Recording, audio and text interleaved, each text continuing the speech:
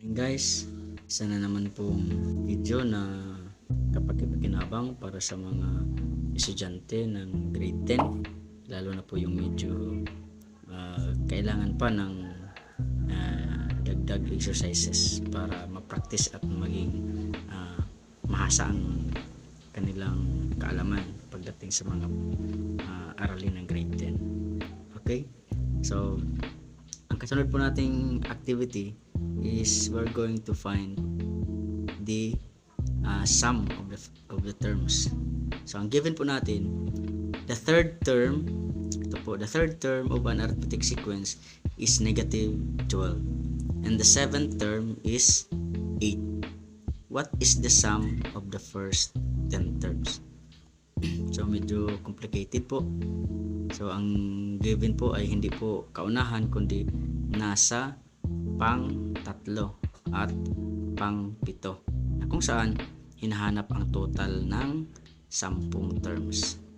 Okay. So paano po yan gawin? I-visualize po muna natin. So ang hiningi po nila ay ang given po ay nasa pangatlo. So ang pangatlo po natin ay negative 12. So negative 12, tapos pangatlo, pang-apat, pang-lima, pang-anim. So pang-pito po natin ay 8. So 8, 7, 8, 9, 10. Hahanapin daw natin ang total niyan. Okay. So kung papansin nyo guys, ito yung ginawa natin ng nakaraang video. Ito, kung saan i-insert natin yung terms na nasa gitna. So pwedeng yan din ang gagawin natin para hindi tayo mahirapan. Since kung hanapin natin yung A1, mahirap hanapin po dito So ang gagawin natin, doon tayo kukuha ng formula sa pag-insert ng mga terms in between two given terms. Okay. So ano po ang formula nun? Sabihin, dito lang po tayo magbabase muna. Pansamantala, ito po muna ang paghahanapan natin ng data. So para ma-insert po natin yung tatlo, so gagamitin po natin yung ilan po sila lahat mula dito hanggang dito. So that is AN is equal to A1 plus so ilan yan? 1, 2, 3, 4, 5. Since 5 yan, hanggang dito lang po ang hanapin natin. So that is 4D. Okay. So ulitin ko po, AN po ang gagamitin po natin para mag-insert po ng tatlong terms in between negative 12 at saka 8. So AN, kung saan yung N, ayun yung 8. So that is pang ilan po ang 8? 1, 2, 3, 4, 5. So pang 5 po yan. So ang A5 po natin ay 8. So A5, A5, 1, 2, 3, 4, 5 is equal to, ang A1 po natin ay negative 12 plus, bakit po naging 4 yan? So ulitin ko po, naging 4 yan kasi hanggang dito lang po ang hanapin natin. So siya po ay pang-apat na pwesto. So itong pang-una, meron na yan. Pangalawa, pangatlo, pang-apat. Kaya naging 4 lang po yan. Kasi ang pang-lima, may value na po tayo. Okay. So 4D. Ang hinanap po natin dito ay yung D. Yun po yung dinadagdag kada term para po makumpleto po natin itong mga nawawala. Okay. So ang A5 po natin ay ito pong 8. So papalitan na po natin 8 equal to negative 12 plus 4D. Okay, so paano po yan? So sa shortcut na paraan, maiwan po dito sa kabila yung merong variable. So nandito po si D, positive po siya. So siya po ay mananatili dito. At itong constant na negative 12, siya po natin ang ililipat sa kabila. So from negative, pagka nilipat, magiging positive siya. So, then si 8 mananatili po dito. So ito po yung nagiging 8 plus 12 equal to 4D. So yun po ang nagiging natin. Then 4D is equal to 8 plus 12 becomes 20. Then so since 4 yan, tatanggalin natin si 4 para maiwan si D. So cancel si 4. naiwan si D, then dito magdi-divide din tayo ng 4 since 4 po ang dinivide natin dito. Okay, so 20 divided by 4 becomes 5. Now, our D now is equal to 5. Ito po yung idadagdag natin kada term. So that is negative 12 plus 5 po natin. So ano na pong sagot? So dadagdag lang po natin diyan. So magiging negative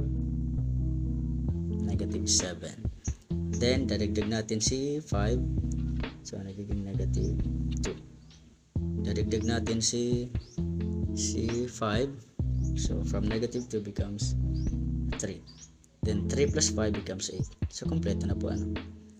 Then 8 naman, idadagdag ulit natin. So yun ay magiging 13 plus 5 magiging 18 plus 5 magiging 23. Then ano naman po ang nandito? So idadagdag mo ulit yung 5. So that is dagdagan natin ng 5 dito. So ang 5 ay magiging negative, so magiging negative 17. Then dito magiging negative 22. Okay. Nakuha po bakit naging negative 17. Okay guys, so naging 17 yan. So kung napapansin nyo, nag-add tayo ng positive 5 kanina. So pagdating din ni banda, so since negative 5 ay nag-minus tayo ng 5 dito, so that is positive, negative siya, so magiging minus po yun. So kung anong dinagdag natin dito, reciprocal po ang kanyang sign. So from positive, ang idadagdag natin ay negative 5 na. So para ang negative 12 at saka negative 5 maging negative 17. Then dagdag ang negative 5 becomes negative 12. So nakita na po natin ang pandagdag niyan. So ang tanong ngayon, nahanap natin si D.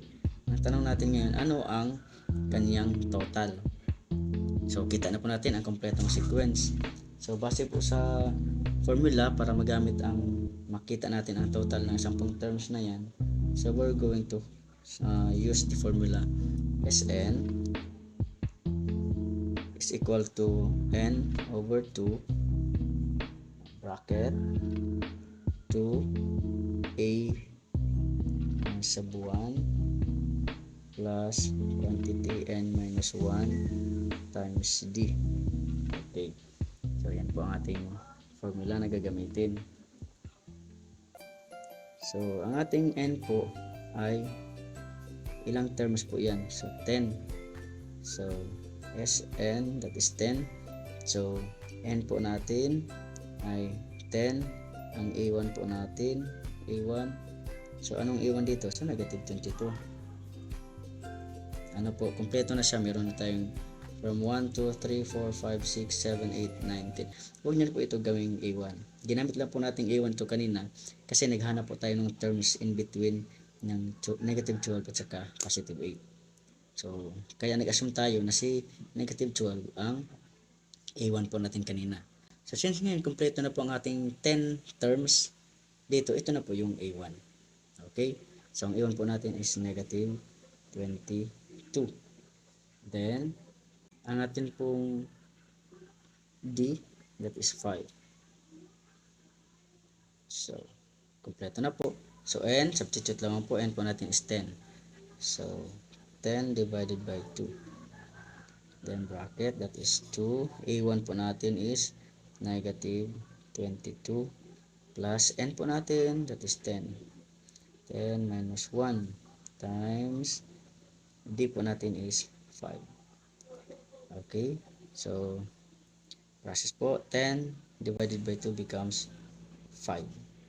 Then 22 times 2 becomes 44. Tingnan niyo po guys, si 22 ay negative, so negative din po dito.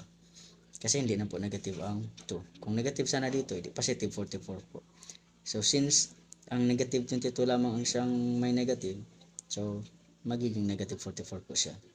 Plus 10 minus 1 becomes 9. Then kopya ang 5. So Copy ulit ang 5 minus 44 plus 9 times 5 becomes 45. Then, gitna po muna ang unahin natin. 45 minus 44, so that is positive 1 times 5.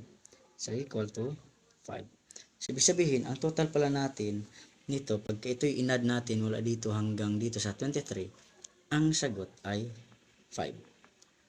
Okay, i-try na po natin, i-check natin. So, add po muna natin lahat ng mga negative. Then, i-add din po natin lahat ng mga positive. So, that is negative 22. So, negative 22. Then, negative 17. Then, negative 12. Then, negative 7. And negative 2. So, ito po muna yung add natin. So, 2, 7, that is 9. Plus 2, that is 11. So, 1, 1, 7, at saka 2, that is 10. 1, 2, 2, 4, 5, 6. So, 60 pala yan. Then, i-add din po natin itong 3, 8, 13, 18, at saka 23. So, 3, 8, 13, 18, at saka 23. Okay, so 11, 1, 4, then 12, 2, that is 5. 1, 2, 2, 2, 3, 4, 5, 6. So, 65. Okay. Then, i-add natin sila. So, 65 plus negative 60. So, since hindi sila pareho ng sign, positive at saka negative, so mag-minus po tayo. So, 5 minus 0, that is 5. 6 minus 6, that is cancel. So, tira at ay 5. So, tama-tama po ang ating sagot dito na 5. Okay guys, so thank you po.